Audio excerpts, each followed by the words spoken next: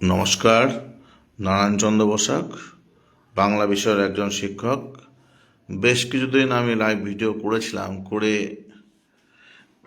Stop রেখেছিলাম। আবার আজ থেকে শুরু করছে। আসন্ন মাধ্যমিক পরীক্ষার্থী বা পরীক্ষার্থীদের অর্থাৎ ছেলে মেয়েদের আমি যে উদ্দেশ্যে কথা বলি, আমি দেখেছি যে কারক করতে গিয়ে খুব সমস্যায় পড়ে। সেই কারকের সমস্যা দূর করার জন্য আমার এই ভিডিওটি দেখবেন। আমি আজ থেকেই শুরু করছি, আজকে যতখানি পারছি আমি করছি। তারপরে আমি আজ থেকে কয়েকবার অল্প অল্প করে দেব। আশা করছি এক দুদিনের মধ্যে কারকটা শেষ হয়ে যাবে, সময়ও বেশি নেই। তা শুরু করছি।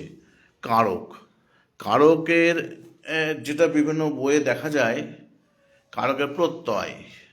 কোনো কোনো বই লেখা আছে ক্রিযোগ অক, এ উত্তরটা হবে না। ক্রিযোগ নক করতে হবে, মূর্ধন্য ক। ক্রিটা হচ্ছে ধাতু, নক হচ্ছে প্রত্যয়।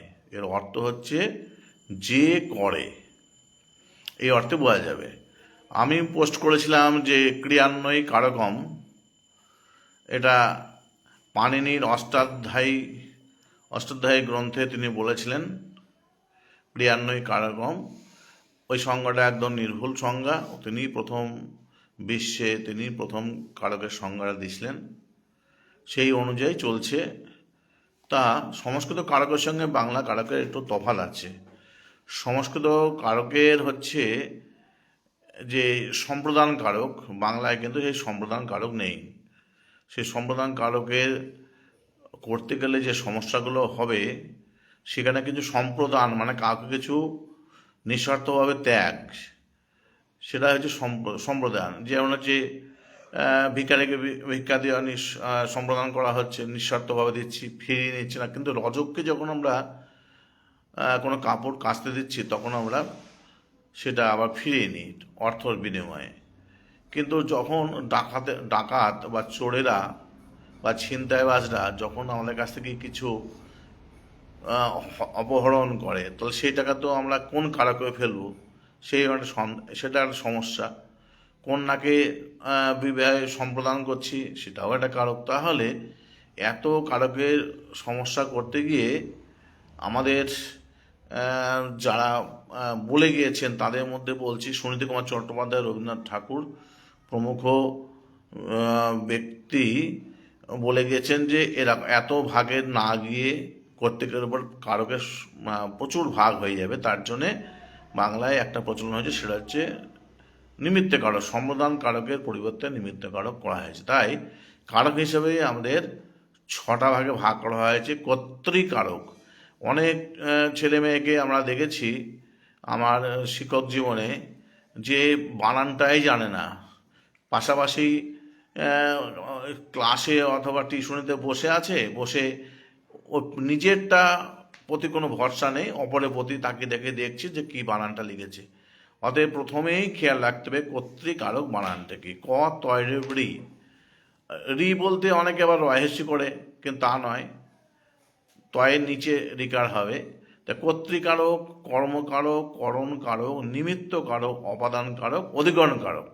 এই কারকগুলো একটা সময় ছিল, আমরা যখন ছাত্র ছিলাম সে সময় দেখতাম কর্তৃকারক যেহেতু প্রথমে আছে প্রথমা বিভক্তি, কর্মকারক আছে দ্বিতীয়া বিভক্তি, করণ কারক আছে তৃতীয়া বিভক্তি, মানে ওই অনুযায়ী, ওই ওই পরপর অনুযায়ী। অধিকরণ কারক সপ্তম বিভক্তি, সম্বন্ধ পদ সেটা হচ্ছে ষষ্ঠী বিভক্তি, এইভাবে করা হতো। কিন্তু এখন তা নয়, একদম নির্দিষ্ট কারকের নিয়ম আছে। 5টি বিভক্তি ব্যবহার করা হয়, 5টি মাত্র বিভক্তি। সে বিভক্তি নির্দিষ্ট একদম কারকের ক্ষেত্রে 5টি বিভক্তি ব্যবহার করা হয়। সেটা হচ্ছে অবিভক্তি। অ মানে শূন্য, যে বিভক্তি দেখা যায় না, শব্দকে পদে পরিণত করে, সেটা হচ্ছে শূন্য বিভক্তি। যেমন হচ্ছে রাম বিদ্যালয় যায়, রামের তলা দাগ আছে, তাহলে রামটা একটা শব্দ, আবার রামটাও একটা, যখন বাক্য করছি রাম বিদ্যালয় যায়, রাম তখন হয়ে যাচ্ছে পদ। কেননা বাক্য করতে গেলেই পদের প্রয়োজন হয়। তাই শব্দ দিয়ে তো বাক্য হয় না, পদ দিয়ে বাক্য হয়। তার জন্যে রামে কোনো বিভক্তি দেখতে পাচ্ছি না, মানে রাম শূন্য বিভক্তি, এটা মনে রাখতে হবে। একটা অ বা শূন্য বিভক্তি হলো। তারপরে হচ্ছে ধরেন কে বিভক্তি, কে, কয়েকার কে, এইটাকে অনেকে আমি দেখেছি বিভক্তি করতে গিয়ে ব্যাপারটাই বোঝে না। যারা আমার এই ভিডিওটা দেখবেন ভালো করে বুঝবেন, অনেক স্টুডেন্ট আছে বিভক্তিটাই বোঝে না। বিভক্তিটা মানে ক্লাসে তো ঠিক মতন, সত্যি কথা বলতে গিয়ে আমার জীবনে আমি কোনদিন আমাদের ব্যাকরণ কোনদিন ক্লাস করতে দেখিনি। আমার জীবনে, আমার ছাত্র জীবনে আমি দেখিনি, বরঞ্চ আমি শিক্ষক জীবনে আমি ব্যাকরণটা করাই, বেশি করে করাই, করেই আসি। তাই আমার ভিডিওতে বেশি দেখবেন যে আমি ব্যাকরণটাকেই বেশিরভাগ করাচ্ছি, অন্যগুলো তো খুব সহজ জিনিস আমার কাছে মনে হয়েছে টেক্সটের। তাই ব্যাকরণটা আমি এই কারণে করাতে চাই যে ছাত্রদের ওইখানে অনেকটা নম্বর কিন্তু মানে নির্ভর করে ওই জায়গাটায়। কারণ প্রথমে এমসিকিউতে থাকার পরে তারপরে আবার এসিকিউতে থাকে, সেখানে গিয়ে দেখা যাচ্ছে যে তারা করতে পারছে না, সংজ্ঞা মুখস্থ করতেই হবে। এটা আগে বলি, কারকের যেমনি সংজ্ঞা মুখস্থ করতে হবে, তেমনি বিভক্তিটাও মুখস্থ করতে হবে, বিভক্তিটাও দরকার আছে। কারণ হচ্ছে বিভক্তিটা এমনভাবে থাকে, রাম শূন্য বিভক্তি, তাহলে অবিভক্তি বা শূন্য বিভক্তি, এই বিভক্তিটা লিখতে গেলে ইনভার্টেড দিতে হয়, মানে সিঙ্গেল কোড দিতে হয়। মানে বাংলায় ইংরেজিতে 6 এবং পরেরটা 9, মানে এইরকমভাবে বোঝানোর জন্য আমরা চেষ্টা করি। অনেকে এটাও বোঝে না যে কীভাবে কোডটা করতে হয়, এটাও বোঝে না। তো অনেকে ওইভাবে লিখে দেয়, তার জন্য বলছি যে ওইখানে কোড করতে হবে। তাই রাম বিদ্যালয়ে যায়, রামের তলায় রাগ হলো, তাহলে রাম বিদ্যালয় কে বিদ্যালয়ে যায়, তাহলে কর্তৃকারকে শূন্য বিভক্তি, এই শূন্য জায়গাটাই কিন্তু শূন্য বানানটা লিখতে হবে। অনেকেই দেখেছি আমি শূন্য বানানটা ভুল লেখে, তালবে শয় দীর্ঘ মধ্য নয় জবলা লেখে, তারপরে তালব শয় হস্য দন্ত নয় জবলা লেখে। এরকম কিন্তু করলে হবে না, একদম নিখুঁতভাবে করতে হবে। তালব শয় দীর্ঘ মধ্য দন্ত নয় জফলা, শূন্য বিভক্তি, কর্তৃকারকের শূন্য বিভক্তি, এতক্ষণ লিখতে হবে। তো অনেকে দেখেছি কারক করতে গিয়ে মানে কারকটা ঠিক করলো, মানে অপরাধ দেখেছে, কারকটা ঠিক করেছে, বিভক্তি লিখতে পারে মানে কোন কারকে কোন বিভক্তি, এটা কিন্তু হাফ নম্বর হবে। আমার দেখা যাচ্ছে যে কারকটা করতে পারেনি, বিভক্তিটা লিখতে পেরেছে, মানে পাশাপাশি দেখে করেছে, অথবা তার নেই এখনো পর্যন্ত সেই মাধ্যমিক পরীক্ষা দিচ্ছে, তার সেই জ্ঞানটা হয়নি, তখন কিন্তু সে ওই ভুলটা লিখছে। যাক, এরকমভাবে বিভক্তিটা করতে হবে। বিভক্তির মানে হচ্ছে বিভাজন, এটা অর্থটা জানতে হবে। বিভক্তির প্রত্যয় জানতে হবে। বিপূর্বক, বিপূর্বক ভর যুক্ত তি, বিপূর্বক কেন বলছি, বিটা হচ্ছে উপসর্গ, মাঝখানে একটা ছোট শূন্য স্থানের মতো চিহ্ন দিতে হয়, ওকে পূর্বক বলা হয় প্রত্যয়ের নিয়ম অনুযায়ী। ভজ মানে রুট, রুট যেটা দিতে হয়, রুট ওভার নয়, রুট মানে ওটাকে চিহ্ন হচ্ছে ভজ, ভ বর্গের জয়ে নিচে হস চিহ্ন দিতে হবে, নাহলে কিন্তু ভুল। আর যোগ, যোগ চিহ্ন দিলাম, যোগ চিহ্ন তি, তয়সী অথবা কয়তয় হচ্ছে বিভক্তি। তাহলে এইটা কিন্তু আপনাকে বিভক্তির অর্থ জানতে হবে, বিভক্তি কাকে বলে সেটা জানতে হবে। যে কোনো শব্দকে পদে পরিণত করাকে বিভক্তি বলা হয়, সংক্ষেপে বলছি, শব্দকে পদে পরিণত করাকেই বিভক্তি বলা হয়। যদি বেশি কিছু মনে না থাকে এইটুকু লিখলেও হবে।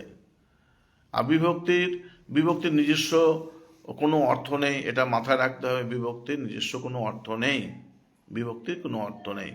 তারপরে আপনাকে জানতে হবে, স্টুডেন্টের অর্থে বলছি যে তোমরা এগুলো জানবে যে একটা জিনিস নির্দেশক আছে, নির্দেশক, নির্দেশকেরও জানতে হবে। টি টা, খানাখানি, গোলাগুলি, নির্দেশকের অর্থ কি? নির্দেশকের অর্থ হচ্ছে কোনো এক বচন বা বহু বচনকে নির্দিষ্ট করা। টি, একটি, আবার কোনো সময় টা ব্যবহার করা হচ্ছে, আবার কোন জায়গায় টো ব্যবহার করা হচ্ছে, টি টা টো। কোথায় ব্যবহার করা হয়? একটা, আবার দুটো, এই যে তিনটি, এই যে তিনটির মধ্যে ভাগ, একটা, দুটো, তিনটি। তাহলে একটা জায়গায় যদি একটি করি তাও হয়, দুটো জায়গায় দুটাও করি তাও হয়, তিনটি জায়গায় তিনটে তাও হয়। তাহলে তিনটি, তিনটা, কিন্তু চারটা লিখি, চারটি লিখি, পাঁচটা, পাঁচটিও লিখি, ছটা, ছটিও লিখি, সাতটা, সাতটে লিখি, কিন্তু সাতটে লিখি না, দুটে লিখি না, একটে লিখি না। এই যে ব্যাপারটা, এটা আমি বাক্য করলেও যা হবে, তাহলে এই মানে এইটা কোনো নির্দিষ্ট অর্থ নেই, এইটাই মাথায় রাখতে হবে। বিভক্তি যখন নির্দিষ্ট অর্থ নেই, কিন্তু নির্দেশকের কোনো নির্দিষ্ট অর্থ নেই, এটা মনে রাখতে। যদি গুলাগুলি করি বহুবচনের ক্ষেত্রে, বহুবচন নির্দিষ্ট করে, ছেলেগুলো ছেলেগুলো বা ছেলেগুলি, মেয়েগুলি, এইভাবে যদি লিখি গরুগুলো, তাহলে সেগুলো কিন্তু সেইগুলো হচ্ছে বহুবচন নির্দেশ করে, কিন্তু আলাদাভাবে লিখলে পরে এর কোনো অর্থ নেই। এরকমভাবে আমাকে অনুসর্গটা এবার বুঝতে হবে। অনুসর্গ কোথায় কোথায় ব্যবহার হয় কারকের ক্ষেত্রে মনে রাখতে হবে যে কোন কারকে অনুসর্গ প্রধান বিভক্তি প্রধান কারক পরীক্ষায় আসে। তাও বলেছি, বিভক্তি প্রধান কারক হচ্ছে কর্তৃকারক, মনে রাখতে হবে। কর্তৃকারকে সেখানে থেকে বা দিয়ে দিয়ে না থাকলেই, মানে নেই বললেই চলে। ঠিক কর্মকারকে কে বিভক্তি, সেখানে থেকে টেকে খুব কম পাওয়া যাবে, যদি পাওয়া যায় খুবই রেয়ার, সেরকমভাবে মাধ্যমিক অত কঠিন দেয় না। ঠিক করণ কারকে দ্বারা দেয়া কর্তৃক থাকে, করণ কারকে। আর থাকে কোথায়, নিমিত্ত কারকে থাকে, আর অবদান কারকে থাকে। তাহলে অনুসর্গ প্রধান কারক হচ্ছে করণ কারক, নিমিত্ত কারক, অবদান কারক। আর বাকি যেটা তিনটে থাকলো সেটাই হচ্ছে বিভক্তি প্রধান কারক। কর্তৃকারক থাকলো কর্ম, তো আমাদের আগে ছিল কর্মকারক থাকলো, কর্মকারক থাকলো, আর অধিকরণ কারক থাকলো। এই তিনটিতে হয় আমাদের যে বিভক্তি প্রধান কারক। আর অনুসর্গ প্রধান কারক তিনটি, সেটাও বলে দিলাম, যে করণ কারক, নিমিত্ত কারক, আর হচ্ছে অবদান কারক। এইভাবে মনে রাখতে হবে। আর একটা জিনিস বলে নেই, যেহেতু আজকে আমি আবার অনেকদিন পরে শুরু করছি, তাহলে কর্তৃকারক কী করে বুঝবো। এবার এই যে পর্ষদের যে বই আমাদের সরকার থেকে বিনামূল্যে ছাত্রছাত্রীদের দেয়া হয়, সেখানে দেখা যাচ্ছে যে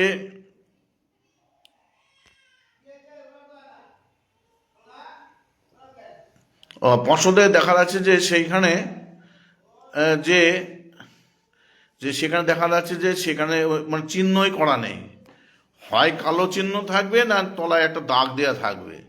এইটা না থাকলে পরে কিন্তু আমি কি করে বুঝবো যে কি করে এটা আমি কোনটাকে কারক করবো। এটা পর্ষদের বইয়ে বেশিরভাগ থেকে অন্যান্য বইয়েও দেখা গেছে। তখন সমস্যা পড়তে হয়। পরীক্ষায় গার্ড দিকে আমরা দেখেছি যে স্যার কোনটাকে করবো, কোনটা চিহ্নিত আছে। তোমরা এই যেহেতু দেয়া নেই, তোমরা যেটা করবে সেটাই হবে। তাই এই যে যেটা বলছে রহিম ও রাম বিদ্যালয়ে যায়, রহিম ও রাম বিদ্যালয়ে যায়, তাহলে রহিমের তলা দাগ আছে, রামের তলা দাগ আছে। যদি দাগ না থাকে তাহলে বিদ্যালয়ে যায়, তাহলে আমাকে তো এটাও করতে পারে বিদ্যালয়ে যায়, মানে কোথায় যায় এটাকেও তো আমি ভাবতে পারি। কোনো স্টুডেন্ট কোনো চিহ্ন নেই, তো কোনো স্টুডেন্ট বিদ্যালয়ে যায়, কোথায় যায়, অধিকরণ কারক হয়ে যাবে, এটাও তো হতে পারে। রাম বাড়ি থেকে বইপত্র নিয়ে সাইকেল চালিয়ে বিদ্যালয়ে গেল, এরকম যদি লাগে কি চালিয়ে গেল, তখন তখন সেইটা দিয়ে হয়ে যাবে, তখন আবার আর কি দিয়ে চালিয়ে যাবে, তখন এই যে ব্যাপারটা হয়ে যাবে।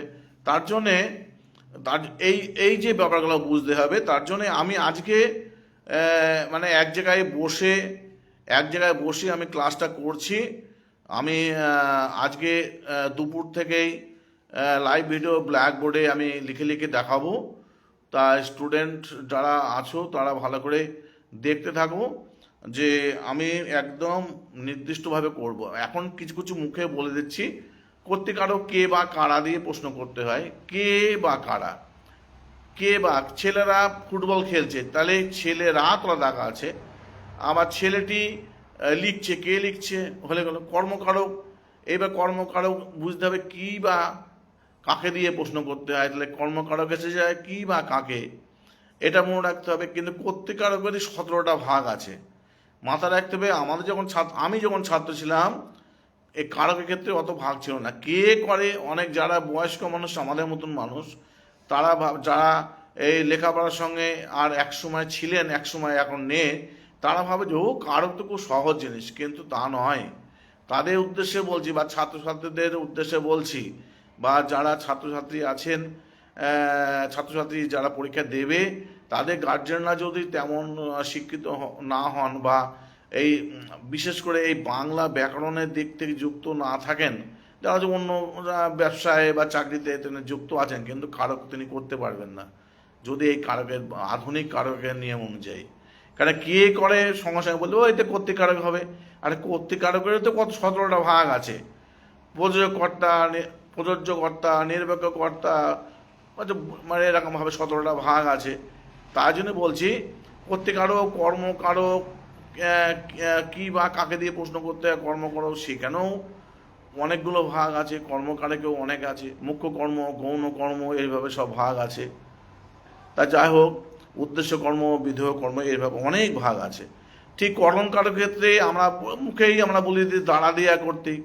দাঁড়া দেয়া কর্তৃক তো লেখা থাকছে না, এটা মাথায় রাখতে হবে। দাঁড়া দেয়া লেখা কোনো সময় থাকবে, কোনো সময় থাকবে না, এটাই মাথায় রাখতে হবে। তাই দাঁড়া দেয়া কর্তৃক মানেই যে করণ, এটা তো সঠিক, কিন্তু সবসময় থাকবে না। তাহলে এই যে বামুন চেনা যায় পৈতায়, এই যে বামুন চেনা যায় পৈতায়, গোপেতে রাজপুত, এতে কোনো জায়গা লেখা আছে দাঁড়া দেয়া করতে? কোনো জায়গায় লেখা নেই। অথচ দেখা যাচ্ছে যে ওইটা কর্ণকারক হবে। তাহলে কর্ণকারক ভাগের মধ্যে এটা হবে। যারা নতুন ছাত্র ক্লাস 10-এ উঠেছ, তারা খুব মন দিয়ে আমার ভিডিওটা দেখবেন। তাদের গার্জেনদের উদ্দেশ্যে আমার অনুরোধ, আপনারা দেখতে থাকবেন। যারা টিউশনি পড়াচ্ছেন তারাও দেখবেন।